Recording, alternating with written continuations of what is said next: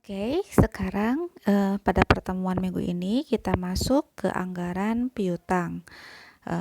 Kemarin kalian sudah mempelajari ya, mulai dari anggaran penjualan sampai dengan anggaran biaya operasional. Nah, sekarang kita sudah mulai masuk ya ke anggaran-anggaran yang menjadi bagian dari master budget neraca. Jadi yang kemarin telah kita pelajari itu sebenarnya bagian atau misalnya itu adalah merupakan anggaran parsial atau anggaran sportif untuk kita membentuk master budget anggaran rugi laba. Nah, sekarang kita masuk ya ke anggaran piutang, di mana nanti anggaran piutang ini adalah sumbernya dari anggaran penjualan. Nah, kenapa sumbernya dari anggaran penjualan? Tentunya kita lihat ya, masuk ke definisi dari piutang ya. Jadi piutang itu adalah hak menagih sejumlah harta dari kreditor kepada debitor yang bersedia melunasinya pada waktu mendatang. Jadi di sini kreditor itu yang memberikan pinjaman itu memiliki hak untuk menagih. Ya, menagih kepada siapa? Kepada debitor, penerima pinjaman. Jadi debitor itu adalah orang yang melakukan pinjaman, di mana debitor itu berkewajiban untuk melunasi pinjamannya di masa yang akan datang. Tentunya di sini piutang yang muncul itu adalah piutang yang terjadi karena adanya penjualan secara kredit ya.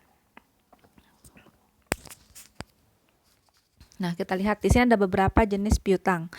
Ada piutang surat berharga, ada beban dibayar di muka, setoran jaminan, piutang pajak, piutang wesel, dan piutang usaha. Jadi kalau misalnya Anda sudah belajar mengenai akuntansi ya, tentunya ada banyak yang masuk ke dalam piutang atau account receivables ini ya. Salah satunya di sini ada piutang surat berharga gitu ya. Ada sewa dibayar di muka gitu kan ya. Kenapa misalnya seperti ada piutang surat berharga, ini sebenarnya sama-sama aja dengan piutang wesel ya. Piutang surat berharga biasanya ini terjadi ketika misalnya kita dibayar dengan menggunakan surat berharga. Contohnya misalnya salah satunya seperti cek. Nah, biasanya cek itu hanya bisa dicairkan pada tanggal tertentu. Ya, kenapa? Bisa saja misalnya pada tanggal tertentu kita baru bisa mencairkan cek karena misalnya di rekening debitur kita baru masuk uang sebesar apa yang ditagihkan, ya. Kemudian ada beban dibayar di muka, misalnya seperti kita membayar sewa gitu ya, tetapi kita belum menerima manfaatnya, itu juga masuk ke dalam piutang. Kemudian ada setoran jaminan. Nah, setoran jaminan ini adalah contohnya seperti ini ya. Jadi misalnya ketika kita melakukan misalnya contohnya ya, melakukan suatu proyek, biasanya Anda akan diminta ya, di mana ada yang disebut sebagai jaminan pelaksanaan. Jadi jaminan yang menyatakan bahwa Anda dapat kontrak misalnya 1 tahun sebagai pemberi kerja, biasanya dia mau punya apa ya, ada semacam kekuatan ya, sehingga biasanya akan diminta Anda itu diminta untuk membuat jaminan. Jaminannya berupa garansi bank yang menyatakan bahwa selama 1 tahun pekerjaan itu Anda akan melaksanakan pekerjaan tersebut dengan baik. Nah, biasanya setoran jaminan ini besarnya 5% dari total kontrak pekerjaan. Nah, ini untuk apa? Jadi misalnya sewaktu-waktu ya, dalam jangka waktu 1 tahun, ternyata Anda tidak berhasil menyelesaikan pekerjaan, gitu ya, uang jaminan tersebut akan diambil oleh pemberi kerja Anda. Misalnya ya, kontraknya 1 tahun, ternyata di tahun ketiga Anda nggak bisa menyelesaikan pekerjaan. Nah, kan biasanya si pemberi kerja akan mengalami kerugian ya. Nah, kerugian tersebut itu akan diambil dari 5% jaminan ya, jaminan yang Anda buat ya dalam bentuk garansi bank, biasanya itu akan diambil oleh pemberi kerja atau pemberi proyek. Nah, kenapa masuk ke dalam piutang gitu ya? Ini masuk ke dalam piutang in case gitu ya, dalam 1 tahun ternyata Anda berhasil atau Anda bisa menyelesaikan pekerjaan dengan baik, maka uang yang 5% yang Anda jaminkan tersebut ini Anda bisa ambil kembali. Ya, makanya sehingga disebut juga sebagai piutang. Nah, Kemudian piutang pajak. Nah, piutang pajak itu terjadi apabila kita membayar kelebihan pajak. Contohnya misalnya tadi ya, masih dalam konteks yang pemberi kerja tadi, biasanya kalau misalnya pemberi kerjanya itu adalah pemerintah, biasanya PPh-nya tersebut akan dipotong langsung. Misalnya PPh-nya sebesar misalnya anggap 2,5%. Ini akan dipotong langsung, tetapi ternyata di akhir tahun dihitung-hitung perusahaan Anda bukannya laba tetapi rugi. Nah, ketika perusahaan tersebut rugi, maka kita tidak berkewajiban membayar pajak. Sedangkan pajak Anda misalnya ya, tadi pajak penghasilan Anda sudah dipotong nih oleh si pemberi pajak. Seharusnya oleh si pemberi kerja, seharusnya Anda itu bisa dikembalikan pajak yang telah dipotong tersebut ya. Nah, tetapi dalam prakteknya tentunya agak sulit ya, ketika kita sudah membayar pajak, kemudian kita mau menarik kembali piutang pajaknya itu biasanya agak sulit. Nah, kemudian ada piutang usaha. Piutang usaha ini adalah piutang yang timbul karena adanya penjualan secara kredit. Nah, dari beberapa jenis piutang tersebut, anggaran piutang ini biasanya akan dibahas. Ini terkait dengan anggaran piutang usaha yang timbul karena adanya penjualan secara kredit, ya. Nah, kita lihat ya, sebenarnya manfaat anggaran piutang itu apa gitu ya. Jadi sebenarnya kalau kita pikir-pikir nih, ngapain sih perusahaan tersebut memberikan pinjaman kepada kliennya atau konsumennya. Nah, di sini ada beberapa manfaat piutang. Yang pertama adalah memperlancar dan memperbesar penjualan. Tentunya ketika barang tersebut dijual secara kredit ya, ini diharapkan bisa memperbesar penjualan. Contohnya aja ya, kalau misalnya rumah ataupun misalnya kendaraan bermotor tidak bisa dijual secara kredit, tentunya akan susah ya menjualnya. Kenapa? Ya kita misalnya mau beli rumah harganya beratus-ratus juta harus cash gitu kan ya. Nah, itu juga cukup memberatkan. Nah, sehingga diharapkan tadi ya, kalau misalnya kita belinya secara kredit, diharapkan bisa memperbesar penjualan. Ketika kita memperbesar penjualan, diharapkan kita juga bisa mampu bersaing dengan kompetitor. Ya, tentunya juga ketika misalnya Anda lihat ya, di kredit kendaraan bermotor, masing-masing berlomba-lomba ya. Biasanya kalau lihat brosur nih, mobil misalnya harganya sekian dengan DP sekian Anda bisa bawa pulang. Nanti makin besar lagi gitu ya. Ada lagi nih DP-nya semakin rendah gitu ya. Nah, sehingga mereka berlomba-lomba sebenarnya untuk meraih pasar gitu ya. Sehingga diharapkan juga bisa memperluas pelanggan dan akhirnya bisa ujung-ujungnya untuk meningkatkan laba perusahaan. Tetapi tentunya kita harus lihat bahwa tidak semuanya penjualan kredit itu menguntungkan. Kenapa? Ya tadi ya, di dalamnya ada faktor risiko. Risikonya apa? Mungkin adanya klien yang gagal bayar ya. Contohnya misalnya kita sempat mengalami ya beberapa waktu yang lalu ketika kredit kendaraan bermotor, khususnya kredit motor itu sangat banyak sekali. Ujung-ujungnya ternyata orang-orang pada nggak bisa bayar, akhirnya motor-motornya pada disita gitu ya. Jadi kita bisa lihat di perusahaan pembiayaan banyak gitu ya motor di mana-mana. Nah, itu kita sempat mengalami hal tersebut. Nah, di sini ada juga kebijakan ya dalam memberikan piutang, tentunya terkait dengan plafon piutang yang diberikan. Nah, kira-kira kalau misalnya kita mau beli kendaraan bermotor, DP-nya berapa nih? Ya, DP-nya berapa? Misalnya DP-nya 20 di mobil, misalnya DP 25 juta. Berarti sisanya kalau harga mobilnya 150 juta, sisanya yang 125 juta itu dikreditkan. Misalnya seperti itu. Nah, kemudian penentuan jangka waktu kredit. Nah, kira-kira yang 125 juta itu mau dicicil berapa lama? Ya, misalnya 3 tahun kah atau 5 tahun kah? Nah, itu juga tergantung kepada kebijakannya. Nah, kemudian untuk apa kita membuat anggaran piutang, gitu ya. Nah, di sini kita lihat kita membuat anggaran piutang agar piutang yang diberikan tersebut terencana dan terarah sehingga mempermudah pengembalian piutang. Jadi anggaran piutang ini tentunya harap Anda bedakan ya. Kalau misalnya Anda telah belajar sebelumnya di anggaran penjualan, kita mengenal adanya anggaran pengumpulan piutang. Kalau anggaran piutang, kita mau tahu nih kira-kira berapa sih ya piutang kita di luaran sana yang belum dibayarkan. Tetapi kalau anggaran pengumpulan piutang yang kita pelajari dulu di anggaran kas itu untuk mengetahui berapa sih uang kas yang kita terima dari pengumpulan piutang, gitu ya. Jadi untuk apa kita membuat anggaran piutang? Supaya tahu nih kira-kira berapa sih piutang kita yang ada di konsumen kita yang belum terbayarkan pada kita ya, pada perusahaan kita. Nah, di sini ada beberapa faktor yang mempengaruhi anggaran piutang. Yang pertama, volume barang yang dijual secara kredit. Tentunya kalau misalnya volume barang yang semakin banyak dijual secara kredit, maka volume piutangnya juga akan semakin besar. Standar kreditnya ya, kalau misalnya ternyata standar kreditnya semakin ringan, tentunya semakin banyak juga piutang yang akan kita miliki ya. Contohnya misalnya standar kreditnya itu misalnya tadi ya, kalau misalnya DP-nya itu semakin rendah, maka semakin besar pula gitu ya piutang yang kita miliki. Tentunya juga kalau misalnya kreditnya tersebut lunak gitu ya, artinya apa? Misalnya semakin lama, semakin panjang jangka waktunya, maka akan semakin besar juga piutangnya. Kemudian di sini ada pemberian piutang. Pemberian piutang ini tentunya terkait dengan cash discount ya. Jadi biasanya perusahaan itu memberikan cash discount untuk merangsang konsumen supaya mau membayar secara cash gitu ya. Kadang Anda mungkin biasanya ada mengenal istilah hard cash gitu ya.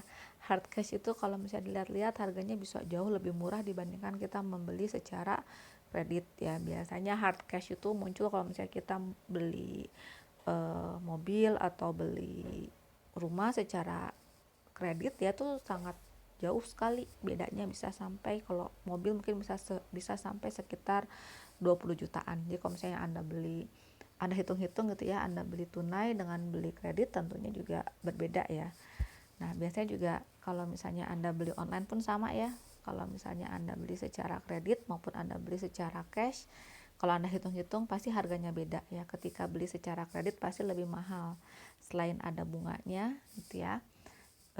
Itu juga salah satu cara untuk perusahaan memanage atau memanajemen risiko ya. In case Anda itu mengalami gagal bayar atau konsumen tersebut mengalami gagal bayar. Nah, kemudian pembatasan kredit gitu ya. Jadi kalau misalnya pembatasan kreditnya tersebut semakin ketat, artinya apa? Misalnya kalau misalnya Anda beli online gitu ya, baru bisa misalnya beli secara kredit kalau penjualan di atas 1 juta atau 2 juta. Kalau misalnya Anda beli baju harganya sekitar 200.000 atau 300.000, itu Anda harus bayarnya cash. Nah, itu ya, semakin ketat ya semakin ketat pembatasan kreditnya, maka akan semakin kecil ya piutangnya. Jadi misalnya Anda yang belinya barang-barang yang nggak mahal-mahal gitu ya, yang di bawah 1 juta, ya pasti Anda bayarnya cash. Nah, kemudian ada kebijakan penagihan piutang. Nah, kebijakan penagihan piutang ini tergantung ya. Kalau misalnya kebijakannya tersebut lunak, artinya lunak itu kalau misalnya Anda nggak bayar itu nggak ditagih-tagih gitu ya, nggak ditelepon-telepon. Nah, itu biasanya piutangnya akan semakin besar gitu ya. Tapi kalau misalnya kebijakannya cukup aktif, misalnya kayak kartu kredit gitu ya, Anda nggak bayar nih melebihi masa jatuh temponya 1 hari aja nggak bayar, Anda udah diteleponin ya. Kemudian misalnya beberapa hari nggak bayar, nanti Anda sudah diteleponnya oleh debt collector. Nah, itu biasanya kalau misalnya semakin aktif penagihan piutangnya, maka piutangnya itu biasanya akan terbayarkan dan biasanya piutangnya akan semakin kecil. Nah, kita lihat ya bagaimana cara kita melakukan penyusunan anggaran piutang. Jadi yang pertama kita lihat ya, source-nya itu atau sumbernya dari anggaran penjualan. Kemudian setelah itu kita lihat ya bagaimana sih kebijakan pemberian kreditnya. Nah, kalau misalnya ternyata ada cadangan penghapusan piutang, maka kita hitung terlebih dahulu berapa cadangan penghapusan piutangnya gitu ya. Sehingga kita bisa menghitung berapa piutang netonya. Tentunya mungkin Anda masih ingat ya, yang namanya cadangan penghapusan piutang itu nantinya akan masuk ke dalam biaya operasional, yaitu di biaya penjualan. Nah, sedangkan nanti dari hasil piutang usaha yang telah Anda hitung gitu ya, piutang usaha neto yang Anda hitung, itu Anda bisa membuat anggaran piutang usaha. Ya, nah kita langsung masuk ke contoh kasusnya. Contohnya di sini ada sebuah PT ya, PT Everly Lighting memiliki rencana penjualan pada triwulan 1 tahun 2021. Nah, rencana penjualannya ini tentunya rencana penjualan ini kita dapatkan dari anggaran penjualan ya. Jadi anggaran penjualan di tahun 2021 triwulan 1 Januari, Februari, Maret seperti yang tercantum dalam slide. Nah, syarat pembayarannya ditetapkan yaitu 5/10 net 30 ya. Nah, kemudian kita lihat kebijakan yang lain seperti apa. Kebijakannya ternyata kelihatan ya, berdasarkan pengalaman-pengalaman ternyata cara pembayaran pelanggannya sebagai berikut gitu ya. Yang pertama, penjualannya tersebut 20% baru bayar setelah 10 hari. Ya, setelah 10 hari dari bulan penjualan. Kemudian 70% dari penjualan diterima setiap bulannya dalam waktu sesudah 10 hari pada bulan penjualan. Sisanya 10% dari penjualan diterima pada bulan berikutnya. Nah, Anda diminta untuk membuat anggaran piutang untuk triwulan 1 di tahun 2021. Nah, kita langsung bahas ya. Jadi, berdasarkan tadi anggaran penjualan, kita dapatkan bahwa di sini penjualannya tersebut sebesar 2.500.000 di bulan Januari, 4.500.000 di bulan Februari, dan 3.250.000 di bulan Maret. Nah, kemudian ada syarat pembayarannya yaitu 5/10 net 30. Artinya apa? Bahwa ketika pembayaran tersebut diterima dalam jangka waktu 10 hari, itu biasanya akan mendapatkan cash discount. Misalnya Anda beli nih di tanggal 1, tapi kemudian Anda sudah bayar lunas misalnya di tanggal 5. Nah, pada saat pembayaran Anda akan mendapatkan diskon sebesar 5%. Nah, sedangkan di sini ada net 30, artinya apa? Tenggat waktu pembayaran kredit ini selama 30 hari. Jadi maksimal ya membayar tadi ya barang yang dibeli secara kredit tersebut itu maksimal 30 hari. Nah, dari syarat pembayaran tersebut gitu ya, kita bisa lihat ya, kita compare dengan pengalaman kita. Pengalaman kita selama 1 bulan nih, bagaimana nih kebiasaan pelanggan kita untuk membayar. Untuk membayarnya ya, bisa kita lihat ya di soal sebelumnya bahwa yang 20% itu melakukan pembayaran kurang dari 10 hari. Artinya apa? Kita bisa kategorikan yang membayar kurang dari 10 hari ini kan akan mendapatkan diskon. Jadi kita kategorikan sebagai penjualan tunai karena dia akan mendapatkan cash discount. Sedangkan sisanya yang 80%, ya kan ada dua ya.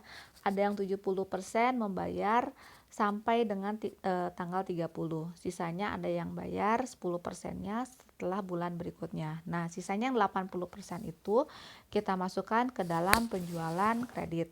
Sehingga masih ingat ya, di pertemuan yang ketiga kita membuat anggaran penjualan berdasarkan jenis penjualan. Nah, kita buat di sini ya. Jadi kita buat anggaran penjualan berdasarkan jenis penjualan. Ya, tadi 20%-nya adalah penjualan secara tunai, 80%-nya adalah penjualan secara kredit. Ya, berarti tinggal kita kalikan saja. 20% dikalikan dengan 2.500.000 berarti 500.000 yang membayar kurang dari 10 hari atau yang kita kategorikan sebagai penjualan tunai. Sisanya 2 juta masuk ke dalam penjualan kredit. Di bulan Februari pun sama ya, 20% dari 4.500.000, 900.000 masuk ke penjualan tunai, yang 80%-nya yaitu 3.600.000 masuk ke dalam penjualan kredit.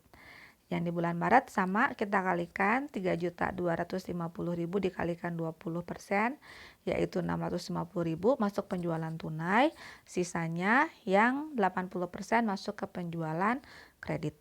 Nah, dari anggaran penjualan berdasarkan jenis penjualan, kita bisa membuat anggaran piutang. Tentunya, coba dilihat berapa sih penjualan kreditnya. Jadi anggaran piutang itu sumbernya pasti selalu ke dalam penjualan kredit. Nah, kita lihat ya. Kita buat anggaran piutangnya. Jadi di bulan Januari, piutang kita itu berapa? Ya, piutang yang masih tersisa itu kita lihat ya, sama di penjualan kredit ya, sama di penjualan kredit di sini yaitu sebesar 2 juta. Ya, 2 juta itu berarti yang masih belum dibayarkan. Tadi kan ya yang 500.000 sudah dibayarkan, yang 2 juta masih belum dibayarkan di bulan Januari. Nah, kemudian kita masuk ke Februari.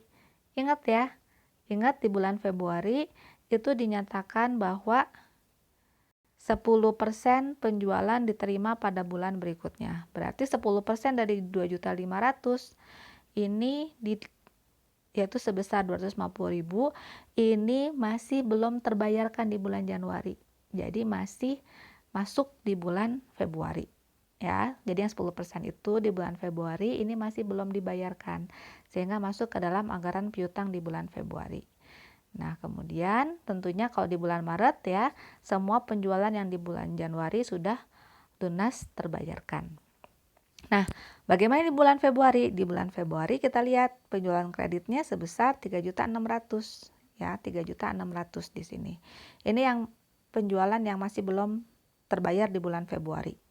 Nah, masuk ke bulan Maret kita lihat 10% dari penjualan bulan Februari, penjualan bulan Februari kan 4.500.000, 10%-nya adalah 450.000 yang belum terbayarkan. Sehingga kita lihat piutang di bulan Maret masih ada yang belum dibayar sebesar 450.000. Nah, bagaimana yang di bulan Maret? Berarti di bulan Maret kita lihat penjualan kredit ya, di bulan Maret yang belum terbayarkan 2.600.000. Nah, sehingga kita bisa hitung seperti biasa ya, piutang di bulan Januari kita tambahkan ke bawah sebesar 2 juta, piutang di bulan Februari kita tambahkan ya sebesar 3.850.000, piutang di bulan Maret sebesar 3.050.000. Nah, jadi seperti ini anggaran piutang. Ingat ya, saya ulangi lagi, bedakan antara anggaran piutang dengan anggaran pengumpulan piutang. Jadi kalau anggaran piutang kita mau tahu nih kira-kira berapa sih piutang yang belum dibayarkan gitu ya. Berapa sih piutang ya yang masih ada, uang kita yang masih ada di pelanggan-pelanggan kita. Sedangkan anggaran pengumpulan piutang nanti kita akan bahas ya di pertemuan berikutnya mengenai anggaran kas. Itu adalah uang kas yang kita terima dari piutang yang telah dibayarkan. Oke, sampai sekian pertemuan kali ini. Nanti kita ketemu lagi ya lebih lanjut. Kita bahas nanti anggaran pengumpulan piutang seperti apa di pertemuan berikutnya yaitu di anggaran kas. Oke. Terima kasih atas perhatiannya. Stay safe semuanya ya dan tetap semangat.